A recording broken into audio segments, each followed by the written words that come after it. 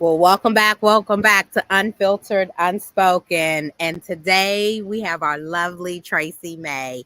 She is a love and relationship coach. And of course, she has some traumas to share. And we're going to have Tracy come up. She's going to introduce herself. And as you know, Sid is going to kick off the first question. Tracy, welcome to Unfiltered Unspoken Podcast. It is a pleasure to have you. Hi, Demetria and Sid. I am so excited to be here and just thank you for having me. And I love just interacting with other women who are on the same purpose as myself. And it's so heartwarming just to be able to connect with you. So thank you so much. I appreciate it. As Demetria said, I am a love and relationship coach, and I specialize in toxic, abusive, and narcissistic relationships and help women with trauma recovery so that they can have the life, the business, and the relationship that they've always wanted. And I help women through one-on-one coaching and group coaching. I have quizzes and other resources that can help you just to figure out if you're in a toxic relationship, how to just cope with one while you're trying to get through it and all of that. And so I'm so excited. I'm an author, I'm a speaker, and I have been through my own journey. Was in 3 abusive relationships, all with narcissists, unfortunately, but fortunately, because now I'm here helping other women. And my second ex-husband spent over $250,000 on strippers, and I had no idea, even though we owned a business together and worked together every day. So my life has been an adventure of really healing from the toxic cycle that started in my childhood. And I'm just so excited to be here. Thank you so much. See, did you hear that? $250K on strippers? Okay. Yeah. Yes. Was a surprise to me. Lord. Okay. Well, let's get on into it. Take us back to the beginning. What was kind of your, I guess, first kind of idea of what, a dynamic of a relationship looks like? Yes. So as I went out into the world as a young adult, trying to find love, because that's what I was looking for, right? I didn't have that in my childhood. And so I met my first husband, and we fought a lot. And I just thought that we were young. I thought that we were fighting all the time. And I eventually left him when I was like 5 months pregnant with my second child, because I couldn't take it anymore. I couldn't take all the arguing. And I had no idea that he was abusive. I didn't figure that out until years and years later when I was on this journey of my own healing. But what I ended up in was one abusive relationship after another. I was then in a relationship with someone I was engaged to for several years and lived with him, but he was physically abusive. And I once got yelled at for leaving the butter dish out on the counter instead of putting it in the refrigerator. Crazy things like being beat for stupid things like that. And I knew that wasn't right, but I just wanted to fix these relationships and get this person to love me, even though they didn't love me clearly. But I didn't know it at the time, because that's how I knew how to have relationships. And then when I ended up in my relationship with my second ex-husband, he was never physically abusive. And so I didn't really catch on for a very long time that he was abusing me, because it was so insidious. Oh, wow. Oh, I'm sorry. Go ahead. Oh, no. Yeah. Go ahead, Sid. Go ahead. I was just going to ask, insidious in what ways? Well, he had he would get intermittently angry with me, but I just thought he was angry. I didn't realize it was actually abuse, because in my childhood, my stepfather was a very angry, abusive, aggressive, raging person. So even though I knew I didn't want to be around that, that's kind of what I knew how to be around subconsciously, but consciously I knew I didn't want it. So it was just all these demeaning things of like, I would get yelled at for going to lunch with my grown daughter. I would get yelled at for exercising too much. I would get yelled at for being on my phone texting a friend. I would get yelled at for wanting to move a plant in the landscaping. I got yelled at for wanting to go on a 3-day adventure trip with my fitness group, right? Like it was just all this stuff that he was undermining my power, but it was all in ways that were blaming and bullying me. It wasn't really like, he wasn't physically abusing me, never hit me, but I felt like every time he got angry with me, I felt like I was beat with a baseball bat. And so it physically took a toll on me, right? But when you talk about insidious, it's the ways they criticize and judge and bully and blame, and the crazy conversations and the gaslighting. No, I didn't say that, when they just said it 5 seconds ago. And so it's just all about just doing things that are upending your self-confidence, because I just got to a place where I completely lost myself. Wow. So I want to flip this back, because you just mentioned, and we like to capture that as well so the audience sees it. Going back to your childhood, some of the abuses that you went through your childhood, because I want to see, did you think it was normal for your first husband to do that to you? I just thought we were young and didn't know how to have a marriage. You know what I'm saying? I don't think I thought it was normal, because I didn't know any better, honestly. Right. So in my childhood, my father abandoned me when I was 3. And so I developed this belief that I wasn't lovable, that there was something wrong with me. And I truly carried that for years, and my whole life almost, until I, in my 50s. And that was underpinning these people I was picking to have a relationship with, the types of relationships I was having. And my mom was an alcoholic, in and out of rehab.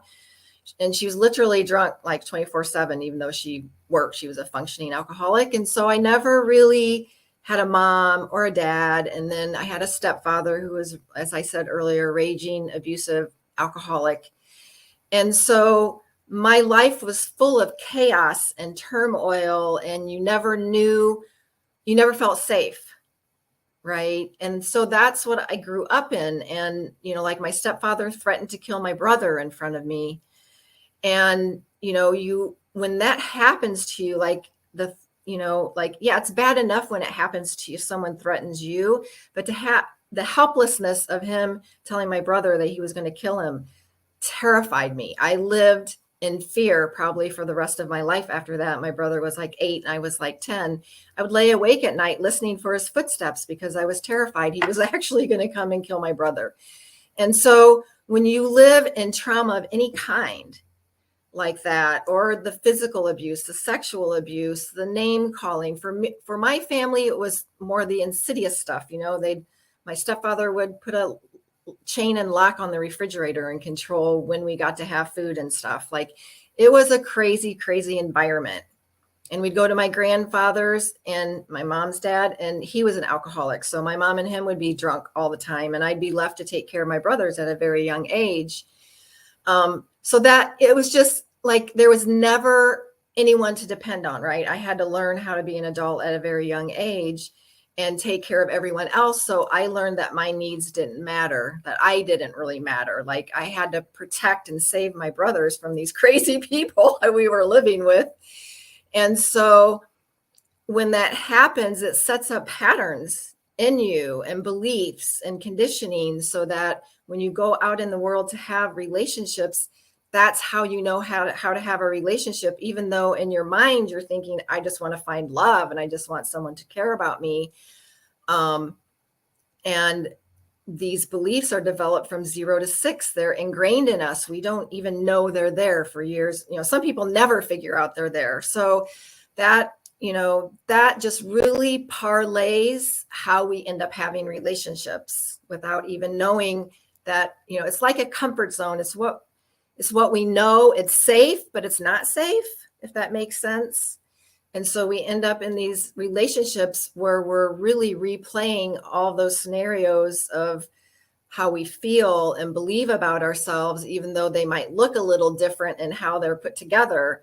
We're still living through those paradigms of these beliefs that we're not good enough, we're not lovable, there's something wrong with us.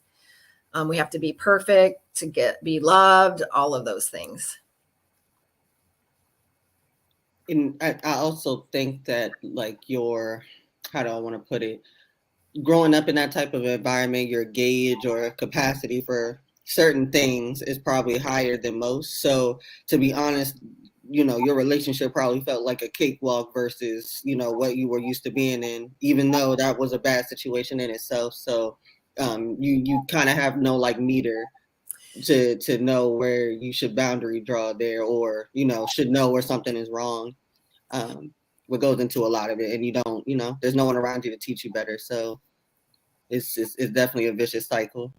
Yeah, you don't know what you don't know, right? Mm-hmm. And you're right. My gauge for what was normal and healthy, well, I had no clue. My mom and stepdad overstepped my boundaries all the time. It wasn't safe to have boundaries. So I could set boundaries with people I didn't care about, but I didn't know how to set boundaries with people that I cared about, that I loved, that I was intimate with on an emotionally intimate with, even with my brothers or my grown kids and stuff like that. So yeah, it skews everything. So you don't know what healthy is, because your version of healthy is what you live through, right? Exactly. And so you've already lived through that. So you have a tolerance. Like I had a high tolerance for anger from other people, but I didn't know I had that.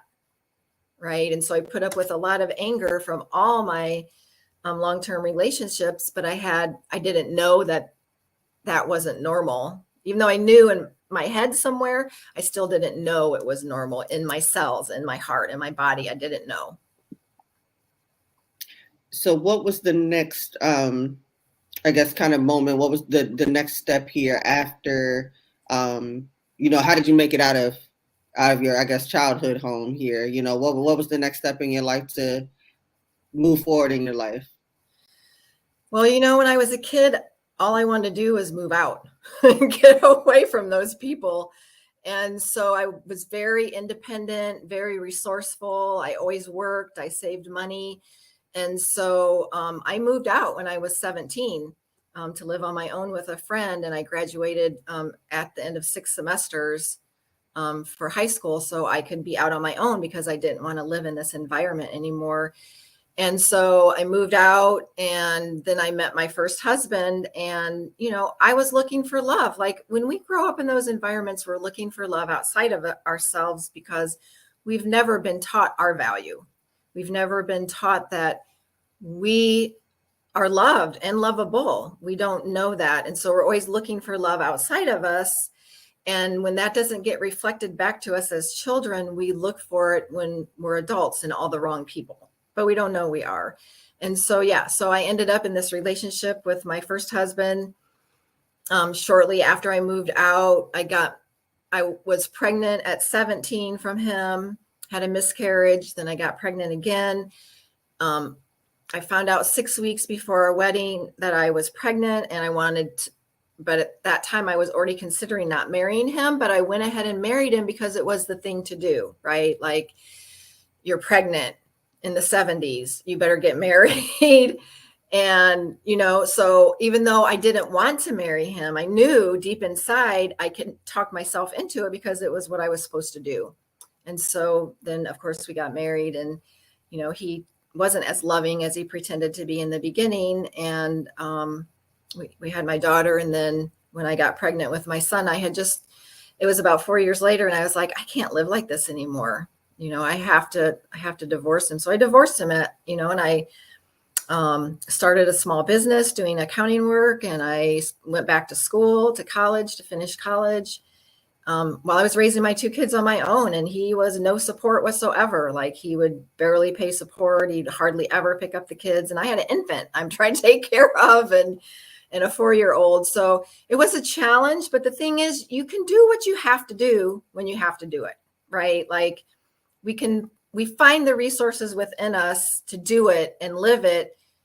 It's when we start thinking about how hard it is that makes us want to stay stuck somewhere. That makes us feel like, oh, I can't do it, so I have to stay in this marriage. But we can make it. It might not be exactly how we would like it to be, but we can make it on our own. Okay.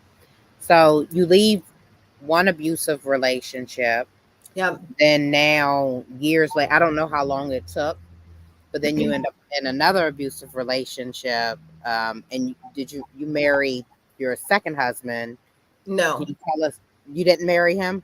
Well, no, because after I left my first husband, after about 2 years, I met my ex-fiance. So I started dating him. There were red flags, but I didn't see the red flags. I didn't Mm-hmm. see them as red flags. You know what I'm saying? When I look Mm-hmm. back, I, of course, can see them. We can always see them when we look back, but I didn't know them at the time because the thing is, I didn't have boundaries. I didn't have values per Mm-hmm. se. I wasn't focused on them. And I also I wasn't looking to God for my guidance, right? Because I had kind of ran away from, because we had gone to church as kids all the time because our babysitter took us.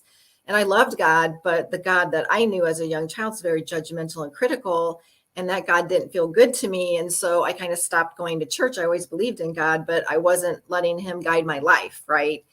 So I was making these poor choices because I didn't know how to make any better choices. But so saw these red flags, but I didn't know they were. And we got engaged and moved in together. And then he started abusing me, hitting me physically. He was physically abusive over, like I said, because I didn't put the butter back in the refrigerator or some, like it was crazy, crazy things. Like I accidentally washed something red with something white and I got beat for that. Like it was just crazy stuff. Like you don't beat someone because they make a little mistake. And is that even a mistake? Like, okay, like that's, So yeah, but I left several times. I left that relationship. I moved from Indiana to Atlanta and without telling anyone in my family other than my brother who I was living with. And somehow he found me down there and promised to change. And so I came back and no, he didn't. And I moved out again and came back. And I finally got to a place where it's like, I have to leave and I have to buy a house because if I don't buy a house, I'm going to come back to this man. I'm probably going to end up dead. Mm-hmm. So what kept you in the relationship? What kept you coming back? Because I believed he loved me. Okay. And I believed that I loved him. And I just thought he would stop doing that. Like I believed that in my soul, although I had no proof and no reason, but because I was so outwardly focused on getting love, right, that I would do almost anything to get him to love me, even though what he was giving me wasn't love. Not really. It was breadcrumbs, right? Little bits here and there where he'd be good to you, be nice to you. So yeah, why did I stay? Honestly, it's the patterns from my childhood. And I Right? call it, I always tell folks we go through this vulnerability of love, and I understand where you're coming from because as a child we want love. So Right. one of our weaknesses is love. So anything that we perceive that is love, we fall for it. Yes. And we don't know how to discern that this person is not really loving us, right? Because it's not love to beat us one day and be nice to us the next, or be nice to us the next minute, or pretend like everything's fine and then the next day be all lovey-dovey, or want to have sex after they beat you. Like none of those things are loving. But because our distortions of what love is so distorted as a child, we don't know that. We can't say, oh, this person is not loving to me. We hear their words. We believe their words that they love us, and we don't believe their actions because we had the same thing in our childhood. Our parents would pretend to love us, but they would abuse us, right? Like my mom was there for me as far as I had a nice house to live in, I had clothes, I had food, I didn't go without, but there was no emotional intimacy. So that's the relationship I'm used to having, no emotional intimacy. And that's the relationship I was having with each of my husbands, especially the one that was physically abusive. And so you just yearn for this and you don't feel whole. You feel like there's something wrong with you, right? Because they blame you. Well, if you would have put the butter in the refrigerator, butter dish in the refrigerator, I wouldn't have had to beat you. So then you feel like it's all your fault. And then you're like, okay, well, I guess next time I'll put the butter in the butter dish in the refrigerator, right? And so that's like you don't really know what love is because you don't have a basis for it. You don't know what a loving love is. You know what a hurtful love is. You know what it's like to be made to feel less than in order to get love. And so it's really that, for me, it's always been that driving force of wanting to be loved because I never felt lovable from the beginning of my childhood. Now, with this second relationship, Were the children ever exposed to like any of the physical transactions? Yes, they were. Not a lot, because a lot of it happened when they weren't around, but they knew what was going on. Like kids know. They don't have to see it to know what's going on, right? Because I'd have bruises. And luckily, I never had any broken bones. But yeah, they knew what was going on a certain level for sure. And the thing about that relationship is we had amazing sex. That sounds crazy, doesn't it? But it's like, No, it doesn't sound crazy. I think a lot of folks go through that. yeah. So the sex was amazing, like off the spectrum this side, and the abuse was off the spectrum at that side, right? You were living extremes on both sides. And so, we'd have sex, and I would think that he loved me, because I didn't realize sex wasn't love, because I didn't know what love was, not at all. So did he ever try to abuse the kids, physically or verbally or emotionally? I would say he was emotionally abusive, because he wasn't available, and he had a son, and so his son was always more important than my kids and stuff like that. But he never mistreated my kids directly, because I would have never put up with that. But what actually catapulted me to leaving was one day my daughter, she was 10 or so. I'm not exactly sure how old, but I'm going to say like 10. And she was putting the dishes in the dishwasher, and he started yelling at her about it. And I could hear the tone, like the same abusive tone he used with me. And I was like, no, you can beat me all you want. You will never beat my children. You will never mistreat my children. That's what I'm thinking in my head. Like, you can treat me as bad as you want, but you are never, because I was very protective over my children because of what I had been through. And I would never want them to ever experience any of that stuff. So even though they did, right, because they're exposed to their father and now exposed to my ex-fiance, unfortunately. But yeah, so that was when I was like, I'm saving money and I'm buying a house, because I have to get out of here. So where did you no, actually I want to back it up. You already kind of answered this question in so many words, but normally there's possibly a particular moment that might stick out in your head. You said that after a beating, he might try to be intimate and things like that. Obviously, that is a time you don't want to, you probably wouldn't consent to it, but, has there been a time where it has been, full on textbook, rape? Has there been one of those moments where, you kind of life flashes before your eyes type of moments? No, he never raped me. No. Okay. Yeah. Good. Yeah. With my second husband, though, I experienced a lot of sexual coercion, where he would guilt trip me into having sex. Mm-hmm. And I would feel bad, because he felt so bad, because, we're just disconnected, and if we just have sex, or whatever it was he wanted to say. But yeah, I did experience that. But no, I was never I've never been physically forced to have sex with anyone, thankfully. I'm glad to hear that. Yeah. When you, decided you had to kind of pick up by a house, where did you end up, laying your roots down, and how was the separation process? Was he crazy about it? Did he just let you go? Like, how did that work itself out? Well, I bought a house, and the lady at the bank was really helpful. I told her my situation. And so, I just am so grateful for her, because I didn't have great credit at the time. And so she took a chance on me, which really saved my life, I think, honestly. But yeah, so I bought this house on the complete opposite end of town, so I wouldn't have to run into him or see him. I didn't leave the state, because my kid's father still lived in the state. So I didn't want to leave because of that, because I stupidly thought it was important for my kids to spend time with their father. But now in retrospect, I see that wasn't the smartest decision.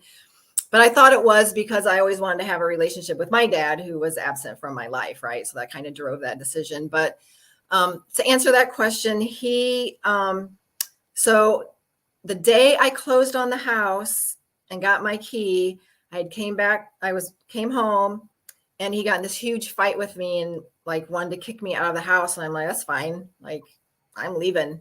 And so I left and went and stayed at my house, which had no furniture. And I slept on the floor because I had no furniture, nothing. But I was more peaceful there that night than I had been in, 4 or 5 years since I have known this man. So, and then I went back and I did get my furniture. I don't remember any problems with that part of it. But I had my own business. And so he would stalk me at my clients and stand outside their business. And a couple of clients would call the police on him and stuff like that. So I had some of that kind of crazy stuff going on as far as, separating from him. But he wasn't real, because he could be like, for him, like external, how things looked externally was really important to him. So for him to be all crazy and act crazy would mean he was crazy. So he wouldn't act that way. Like, he was very in control of his emotions in that way. So with him showing up at the client's house is, I guess, trying to sabotage you. Yeah. Did they ever lock him up? No. Did you lose clients because of that? I didn't. Luckily, my clients were very understanding of my situation. And a couple of them actually knew him and knew how ugly he could be. And so that really worked more in my advantage because it made him look kind of crazy. And they would, call the police and he would leave before the police got there. So, back in those days, because that was 35 years ago, it's not like it is now where they would just lock someone up. They really just kind of turned a blind eye. Okay. So, was he upset that you were able to financially buy a house, financially to move on, and you didn't need his financial support? Oh, yeah. Yeah. And I didn't even tell him I bought a house. I told him I rented because I didn't want him to know anything about my life. So, but yeah, he wasn't too happy with the idea that we owned a car together and I took that car, and he made a big fuss and wanted that car back. And I'm just like, whatever, I'll buy my own car. He tried to make life miserable for me. But the thing is, like, so a lot of women who are in abusive relationships, they have a lack mentality around money. I never had that, because when I was growing up, we had a nice house, we had nice cars, we had money, we had food, we had clothing, monetarily, we had everything that we needed. And, at 12, my mom gave me a $25 a month allowance to start buying all my own clothes. And so I had to go out and babysit and be resourceful to start paying for myself. So I learned very early how to manage my own money, to always look out for myself, to be resourceful about money. And so I have never had any money programming on the lack side, like that I couldn't take care of myself. And so I always had that power within me, even though I didn't have the power to necessarily stay away from toxic people, abusive people. But yeah. So I didn't, I never had, but a lot of women do. And that's really, it's hard for them to be able to make it on their own. And I struggled. I mean, when I was pregnant with my son, my second child, I went down for bed rest at about 7 months. So I ended up going on welfare and getting food stamps and getting help from the county to pay some of our bills. And, and I had to dig myself out of that hole too. And so, we have ups and downs throughout our careers and throughout our lives. And, really healing that money lack programming that's going on for a lot of women, that is key to helping them sustain themselves and their children. Absolutely. So, at the point of which, you're with your ex-fiance, so your kids are 10 and 6, maybe. Yeah. How, I know that you said their father was kind of like non-existent at that point, but what were the feelings that were verbalized, if any, what were the kids kind of feeling at that time, or expressing to you, about what was going on, about anything? They really didn't. They really didn't. I think because I spent a lot of time with my kids and was involved in their lives, even though all this other craziness was going on. And since they weren't exposed to him, actually seeing him beat me, just knowing it, I think that it didn't, I don't know. They never said anything about it, honestly, which looking back, now that you're mentioning it, I'm like, maybe I wasn't paying attention, possibly. But I don't ever remember them saying, let's get out of here, I want to leave. I found things out after the fact, like that his son was kind of bullying my son because his son was like 10ish or 11 or maybe 9. Anyways, he was older. I found out those kind of things were going on, but there was never any conversation with my kids about necessarily leaving the situation. They never really brought it up. That's a good thing. I guess a lot of trauma, they didn't adore a lot of traumas. So you had another relationship after this relationship. This Yes. relationship was worse than that relationship, or was... I don't know if you can describe any kind of abuse as worse than another. Mm-hmm. People like to say that physical abuse is worse. I think I don't agree with that. I don't either. Yeah, because when they're beating you, they are demeaning you and undermining your self-confidence, but at the same time, you have proof of it. Right? I have a bruise, I have a broken bone, I have a black eye, there's a hole in the wall. Like, they shoved me, they grabbed me, things like that. Like, that's what's kind of started out with my ex-fiance. Is the first time he was ever physically aggressive with me is he pushed me. And then the next time he grabbed me, and it all took me by so much surprise because I'd never had anybody treat me like that. And so, physical abuse is very scary, but emotional, verbal, psychological, financial, sexual abuse, it's honestly worse because you don't know it's happening until you're beaten so far down that you don't know how to get back up. I'm a living testimony of that, so I would agree with you. Yeah, definitely. I'm sorry, my turn now. So yes, going into that and that next relationship, how did you meet? How did that, what is it that you did miss? And how did that all transpire? Yeah. So my whole time I was growing up, I was generally seeing a psychiatrist or counselor or someone to help me figure out all this stuff, because I was always on this path of trying to heal, but I didn't know how. And the people that were my psychiatrists or counselors, therapists, they weren't helping me either, right? But I didn't know they were helping me because obviously I don't know.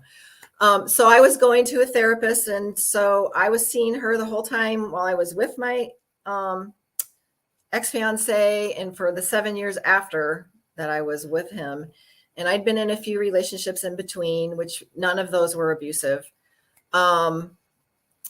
And so I met my second ex-husband at a golf outing for an organization I was a member of. And I knew him from that, and we just ended up dating. And that was like 7 years later. So I thought I was healed. I'm like, I've been through all this therapy. I understand everything kind of that's gone. I understand the part of, we're traumatized in our childhood, and we find people who are, to finish those relationships is how I understood it at the time. I don't, I have a better description of it now. But so I thought I was I thought, wow, I'm ready to have this new relationship. And I met him, and things were amazing, and he felt like my soulmate, and we did things together. And we got engaged after about 8. Well, I guess we moved in together after about 8 months, but he kept asking me all the time to marry him. I didn't know that was a red flag. Right? But I remember when he moved in, I felt so suffocated. but I thought I felt suffocated because I hadn't been living with another adult for 7 years. And so I thought I just needed to adjust to having him around, right? But what I really was feeling was suffocated because he wanted to spend every minute together. He wanted to be together all the time, and that isn't me. Like, I like independence. I'm an independent kind of person, and I want to spend time with my spouse and do things together and be close and connected. But I don't need this overlapping of, oh, we're just one piece all the time, 24 hours a day, 7 days a week, right? And I don't want this one where we're far, far, far away, but I want that overlapping where we're just supportive and loving and make it work. But yeah, so I didn't know that was what was going on. And so we decided to build a house together, and we built a house, got engaged, got married in the backyard. But there were things going on that I didn't know were red flags. Like, I told him there was something wrong with the paint job, and he got mad and just put his finger through the paint and ripped it off because it had just been done. Yeah. And it scared me, but I just thought, oh, he's just having a bad day. Right. So we make excuses for these people, because that's what I was doing the whole time too. When my ex-fiance would beat me, I'd be like, oh, I guess he had a bad day, or I guess I should have put the butter away, or I guess I shouldn't have washed that red sock with the white clothes. So, I made excuses for him. Of course, I didn't know at the time I was making excuses, but his anger surfaced early, but I didn't see it. Right. And I remember having a conversation with him before we moved in together, I think, about how he went to strip clubs with the guys at work, but his wife didn't know. But I didn't, how we have this denial thing, right? And we think, oh, well, he'll never do that with me, right? Like, we don't see the truth of what's right in front of us because we don't want to see it. And we believe these things about this person that we've made up because it's what we want, and maybe what they've projected, right? So I didn't pay attention to that. I didn't pay attention to how suffocated I felt. I didn't pay attention when he put his hand through the paint and just other things, but then I'm like, people have arguments when you build a house together, right?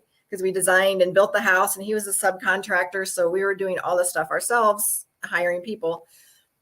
And I just, like I said, I had a high tolerance for anger. So I had no clue that this was abusive. Never really knew how bad it was until I finally figured out how bad it really was.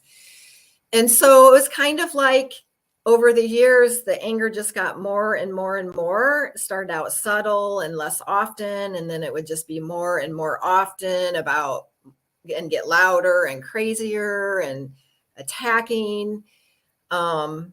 And I will never forget, it was in 2004. So we'd been married for 4 years, and we'd been together for 7 at that point.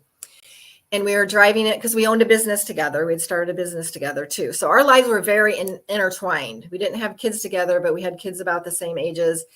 And so we had this business, and we were driving into work together for some reason on that day. And I just remember him screaming at all the people all the car drive, all the other people in the cars, yelling at all the drivers. And I just looked at him. I'm like, why are you yelling at all the drivers? And then he started yelling at me. And that's when I was like, oh, I think he has an anger problem. I didn't even see it as abuse then either. Right. I'm like, well, I guess maybe he has an anger problem, but I didn't think any deeper about it. Like, oh my God, I need to get away from this crazy person. I just thought, wow, okay.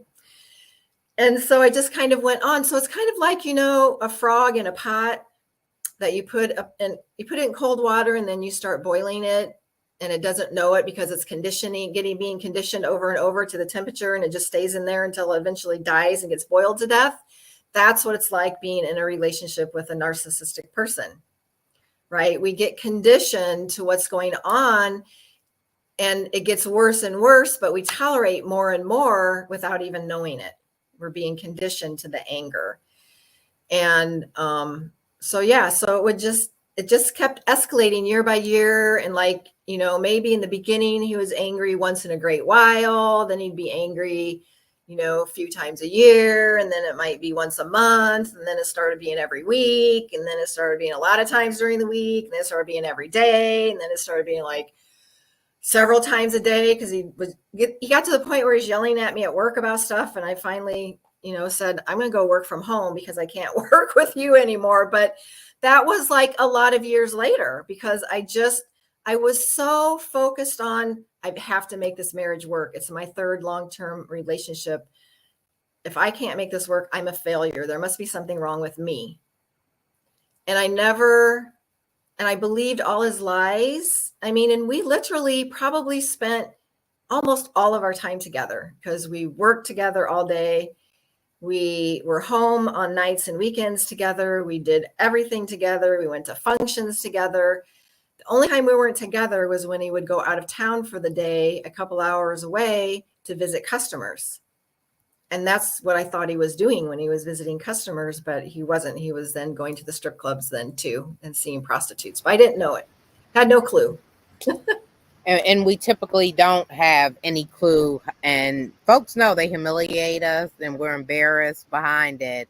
But how did you find out he spent $250K? I guess this is on the strippers and prostitutes. Yeah. How did you find out? Well, I had this gut instinct that he was cheating, but I thought, how can that even be? I am with him practically all the time. And when I'm not with him, I honestly thought I knew where he was all the time. So I had no clue. And I just completely dismissed that. You know how we just dismiss things? Like we get this intuition, something seems off, but we're like, okay, in the physical world, it doesn't make sense. So it must not be true. And so we were together for 18 years before I got the first credit card statement for this credit card that we never use. In fact, I'm not even sure I knew we had the credit card, but the charge was to somewhere I didn't know, and it came to the office. And so when I looked up this vendor, it was to a strip club. And so I went into his office and I'm like, what is this charge? It's from a strip club. And he's like, oh, I was on my way home and I needed some cash, and they were just right at the interstate. So I just got some, because it was just literally down the road from our office, basically. And so I just got some cash and I needed it for such and such. And I was naive. I believed him.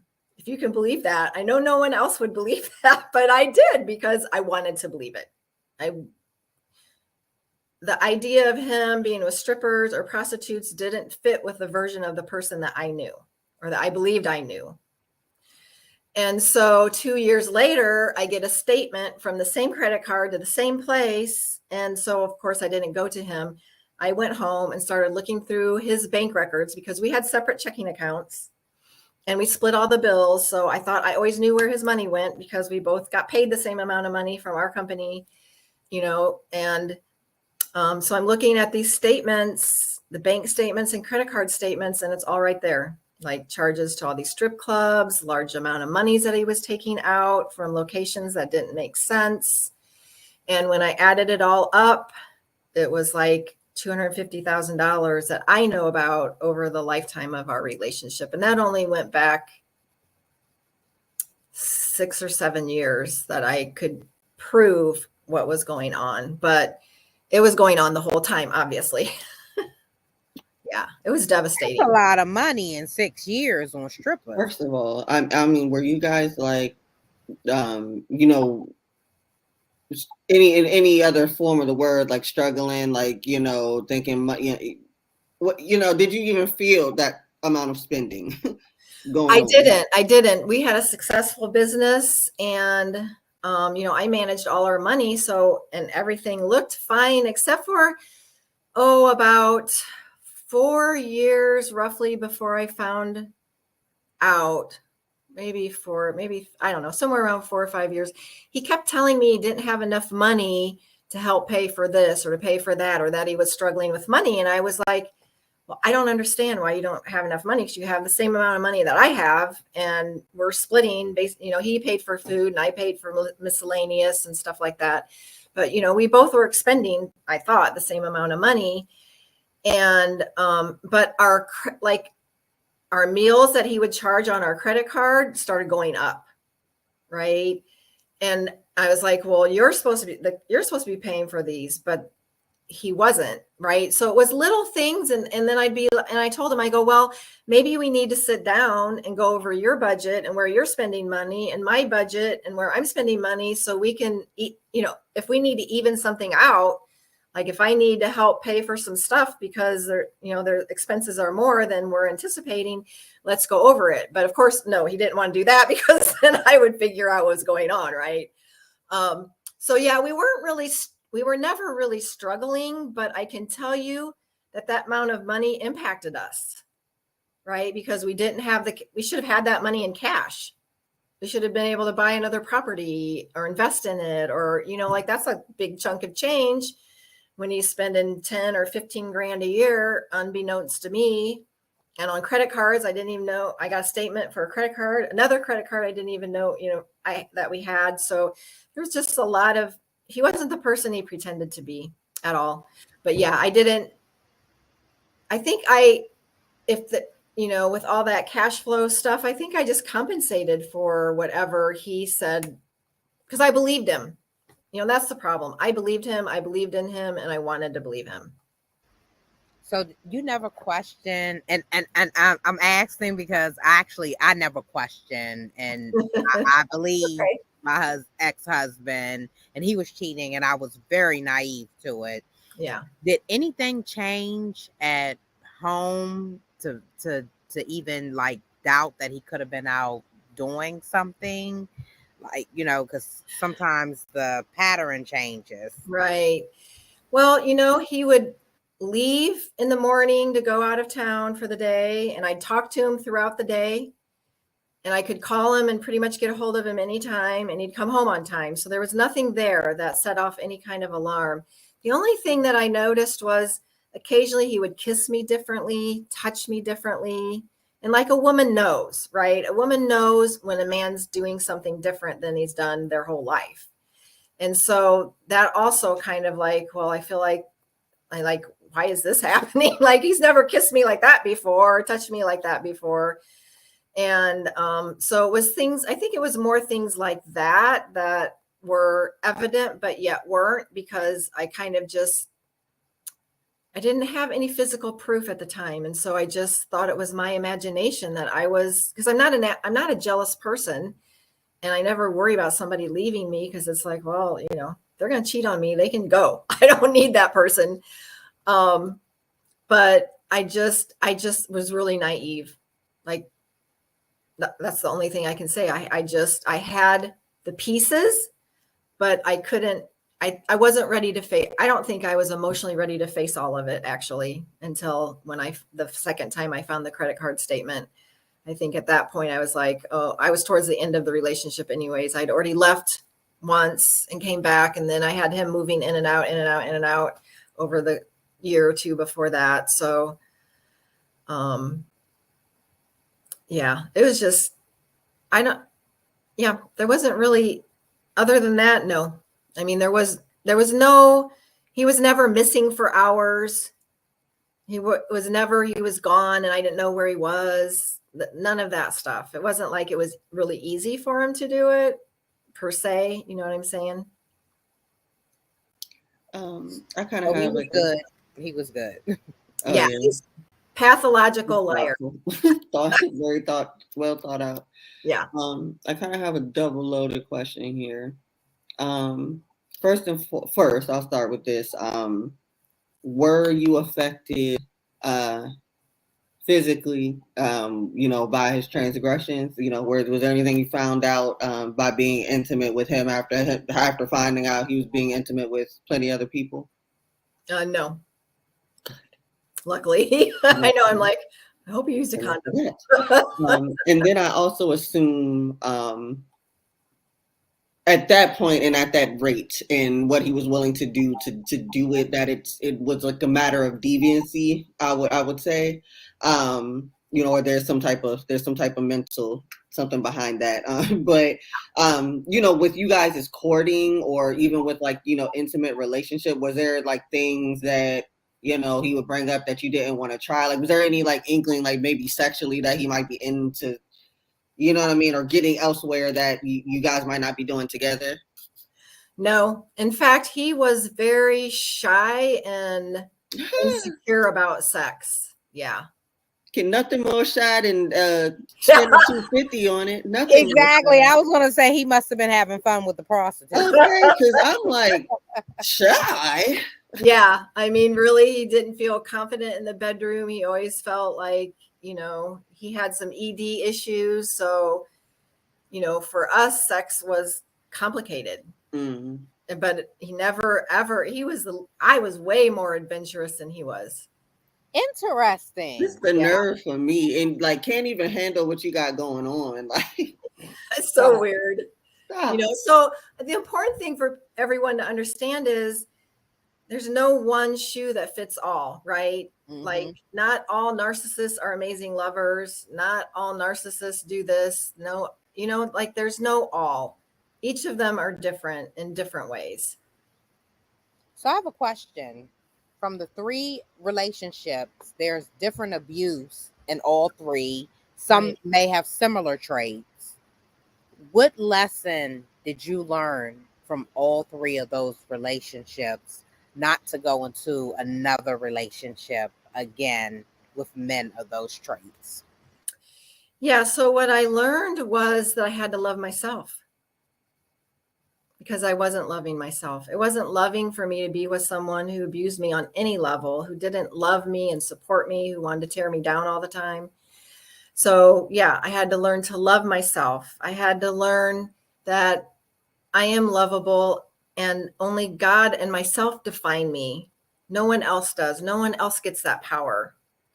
And so I had to heal all those childhood beliefs of not being enough, of feeling unlovable, of feeling like there was something wrong with me, and really getting to a place where I don't have to have someone to love me, because I'm okay if someone loves me or not. Because when I got to the place where it's like I had to learn to, I had to be willing to completely let go of him to find me, I was terrified.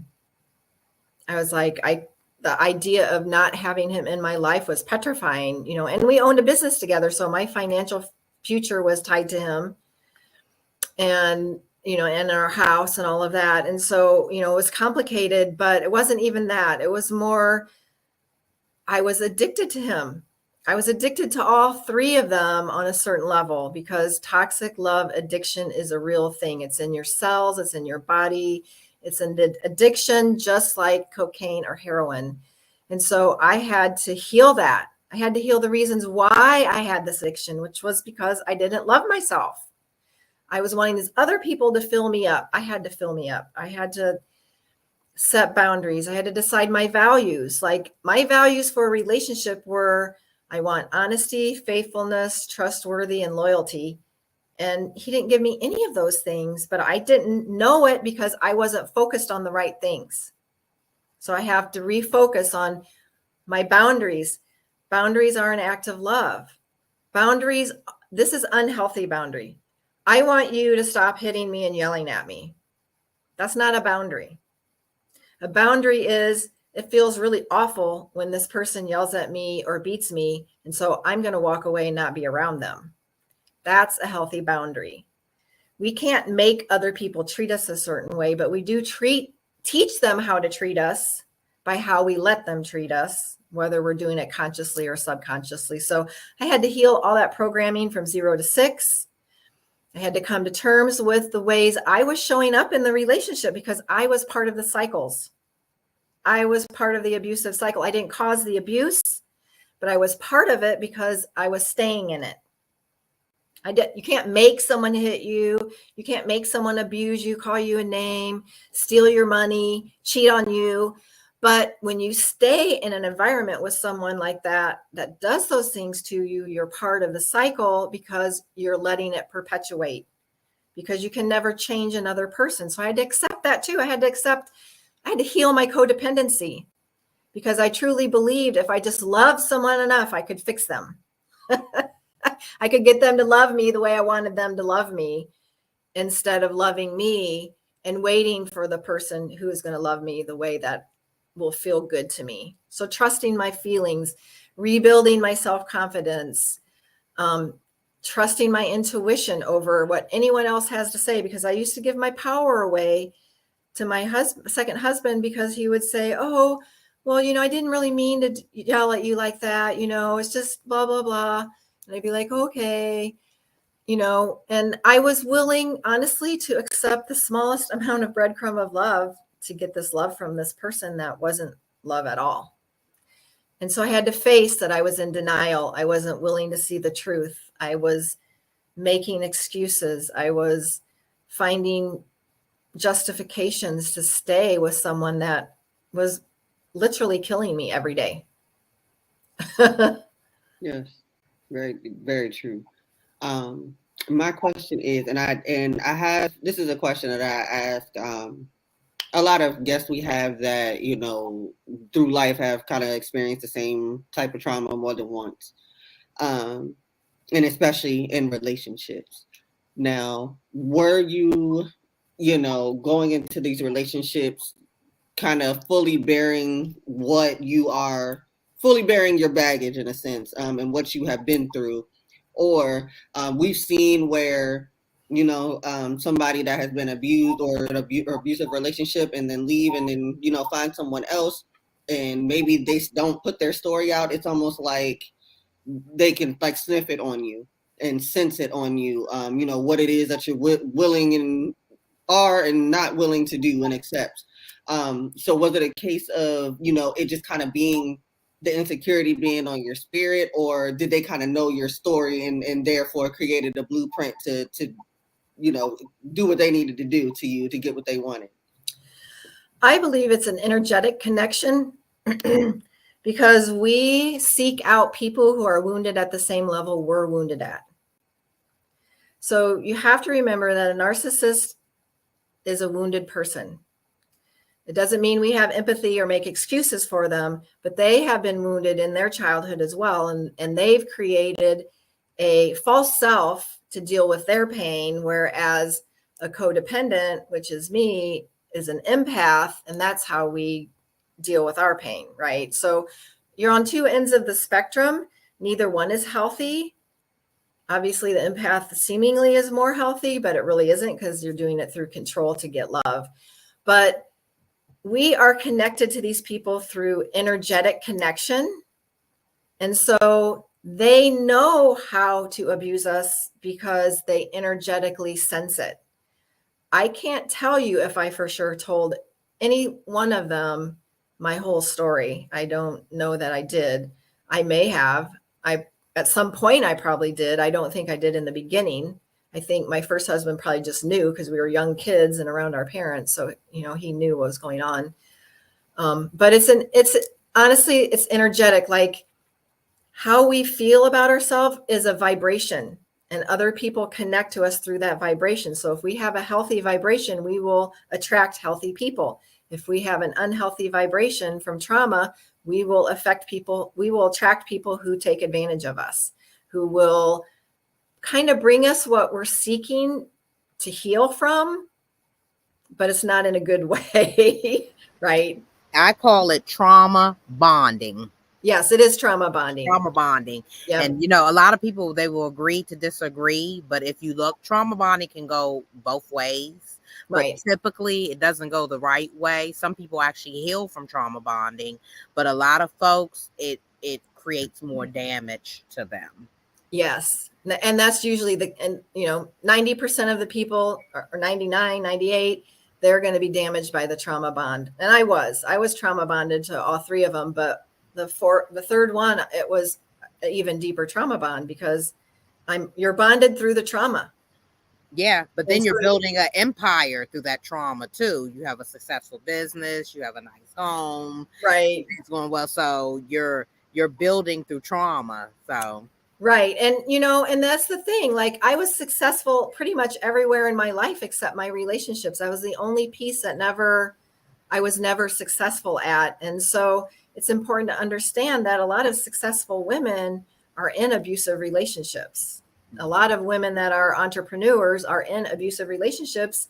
They come home to a man who does everything he can to make her feel bad about herself, but yet she has this inner strength that she can go out and keep working at her business. But usually the business isn't as successful as it could be because her energy is tied up in this toxic relationship. And so, it's really, it doesn't matter if you're functioning in all these other areas. If you're not having success in your personal relationship, it is impacting every part of your life in a negative way. And so it's really important to heal that stuff. I've seen it time and time again. It'd be the baddest woman. And when you see like her counterpart, it's like, it has no correlation on who she is as a person. Like it's far off, but it's perplexing. It's definitely worth studying. It, but before this, I didn't. It was very perplexing. Like, how can that woman have it all and have such a crappy husband? Well, we understand it, right? Because now we understand it. We've done that, right? Yeah. But I also say it's a reflection of the men that we watch growing up as well. Yes, we learn, right? Because the men learn how to have dysfunctional relationships too, right? Like 70 to 80% of us grow up in dysfunctional homes. So what does that tell you? That we're most likely going to meet a man who is just as dysfunctional because of their upbringing and that they're messed up. But, men are more aggressive. They're more the power seeker, and their example almost always will be an abusive man. And that's how they learn to be. And then the woman learns to be submissive and, give in to all that stuff. And so it's generational without a doubt. Yep. And it's, society has taught us it's pretty much our value is tied up in men. Like, if you're not married, like, who are you talking to? Like, it's very much like elitist if with single people versus married people. And it's like, regardless of the degrees, the accomplishments, all of that, like a woman can really just still not feel worth a damn if she's not in a relationship or married, or, when in reality that's not even what men are checking for. Like, and that's why you're single, but it does not mean that they're not good qualities about yourself. And it's almost like they're beating us to hell. It almost feels like that in the red. We don't know what hell feels like, but it's almost feels like hell. It feels like it. Yeah, I mean, we've seen it in other situations, but there's ways that you can make people need you when they really don't need you. So they got to make you need them. Make you feel like you need them solely, right? For sure. Yeah, you're saving them, whatever. Like, here, let me help. And willing to go down in financial ruin with you just to prove the point. So it's not even worth it. Like, it's really not even worth it. But we have hit a little over our hour mark. Yes, ma'am. So at this point, we like to do what we call shameless plug. You do see your banner scrolling across the screen here. You can go ahead and let the viewers know how they can reach you, how they can utilize your services. You can draw traffic to any projects you have going on, or any events that might need some traffic, or anything that needs notoriety. This is your time to shine. Sell yourself, books, anything people can pay for, anything. This is your time to shine. So you got the floor. Yeah, so I'm a coach. And I help women break free from the toxic cycles and or leave the relationship if that's what they want. Or if you've already left and you're still not feeling great about yourself. Or if you just keep repeating toxic patterns like I did, toxic relationships. So I help women on any level of toxic relationship, toxic addiction, trauma bonding, recovery, all of that. I have a group program that's going to be starting up pretty soon. And you can just go to my Facebook page and go to the Step into Sanity Breakthrough session. And I can talk to you about it in that session. I also do one-on-one coaching. I have a gift for you. It's at www.giftfromtracymay.com. And that is a quiz. Am I crazy or is he a jerk? And it's free. Sorry, I didn't bring water up. I don't know what I did with my water. So it's www.giftfromtracymay.com. And it's a quiz. Am I crazy or is he a jerk? And it will help you figure out what level you are in your relationship of how toxic it really is. So I invite you to take that. If you have any questions, you can go to www.talkwithtracymay.com, and that will give you a free session with me where we will talk about what's going on, give you your next steps to figure out what to do, and then we'll talk about coaching with me if that's something that works for you. There's never any pressure from me. I'm just here to help and support because my passion is to help women break free from the cycle. I want to eradicate abuse in relationships one woman at a time. And that's just so near and dear to my heart because I don't want anyone else to go through the stuff that any of us have gone through. And I also, my book, Entangled No More, is available. I have a few copies, so you can just reach out to me, email me at tracy@fiercelyempowered.com. I think that's in the bottom there. I have a Facebook group that you can join, Break Free from Toxic Love. Reach out to me. I'm on all the platforms, so reach out to me anywhere if you have questions, if you're in a situation where you need some help, if you're being physically abused, leave right away. And if you're being emotionally, verbally, psychologically, financially, or sexually abused or coerced, make a plan to leave if you can't leave right away. Just reach out for help from any of us. So I would love to support you in your journey to healing and having the life and relationship and business or career that you want. I have been through quite a bit, so I really understand how hard it is to break free from this addiction, but it is possible, and you can have a life free of abuse. Thank you, Tracy, so much. And really quick, and I know it's time to go. Can you give one advice really quick on how you healed to the audience so that they could take the advice in? Yeah, so loving yourself, putting yourself first, even though it feels really selfish. One of the really big things you can do is when someone starts yelling at you, raging at you, coming at you, is walk away. Like walk away. It's hard to do. Go to the bathroom. Say, excuse me, I have to go to the bathroom. Go get in your car and drive to the next street and sit there and listen to music. I used to do that. Go to a room and lock yourself in the room. Like, don't stand there and try to explain, defend, justify, or get them to understand you because they're not. They're in it to win. They're not in it to resolve anything. And so walking away, making yourself unavailable for any kind of abuse is really one of the biggest keys to breaking free and setting that boundary. Like that's a boundary of, I'm not going to allow you to treat me like this anymore. And so I'm removing myself. Mm-hmm. So if you can do that, that's a really great step.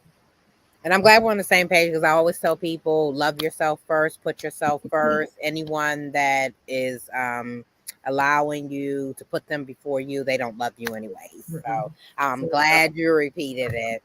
So we want to thank you so much for being a guest on our platform, and hopefully someone will connect with your life experience so they can start the journey to healing. I'll send you requests to join our Good Fight chat group, and you can put your information in the group as well to share with the folks that are in there. Okay, awesome. Thank you. Thank you so much for having me. Thank you. My pleasure.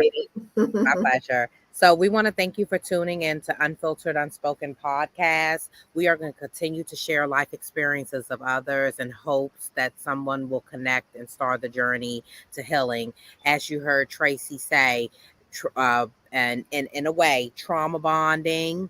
If you're going through abuse, find a physical abuse, find a way to leave. If you're going to the verbally, emotional, financial, sexual abuse, more added on, leave as well, or find an exit plan to exit, because a lot of folks want control over a relationship, and if someone is controlling you or any forms of abuse, that is not love.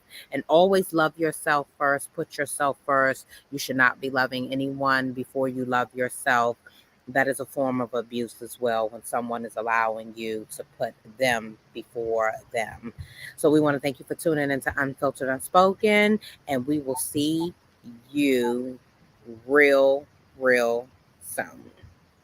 Mhm.